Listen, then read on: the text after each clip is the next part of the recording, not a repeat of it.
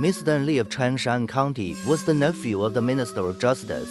Strange occurrences were frequent in his household. Once, he saw a flesh-pink stool in his room, exceptionally smooth and glossy.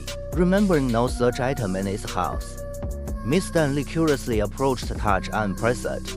The stool bent and deformed under his hand. I soft the flesh, startling him into stepping back.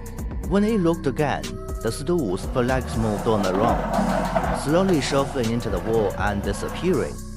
Another time, he spotted a white rod leaning against the wall, sleek and slender. As he approached to steady it, the rod slippery and slimy toppled over and slithered like a snake into a crack in the wall, vanishing from sight. In the 17th year of the Kanshi reign, a scholar named Wang Zhanshang tweeted at Mr.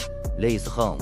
One evening, just after lighting the lamp, Wang was resting on the bed with his shoes on, when he suddenly saw a tiny figure, about 3 inches tall, enter from outside. It turned around briefly and then left. Shortly after, the little figure returned carrying 2 small stools, which are placed in the center of the hall. They resemble toys made from sorghum stalks. A while later, 2 even smaller figures carried a tiny black coffin, about 3 inches long, and sat at the top of the stools. Before the bier was properly arranged, a woman arrived, followed by several maids and servants, all as diminutive as the previous figures. The woman was dressed in mourning attire, with hempen rope tied around her waist, her head wrapped in cloth, and her face hidden behind her sleeve. She was weeping with a faint, causing sound like that of a large fly. Wang watched secretly for a long time, his hair standing on end, his entire body cold as though frostbitten.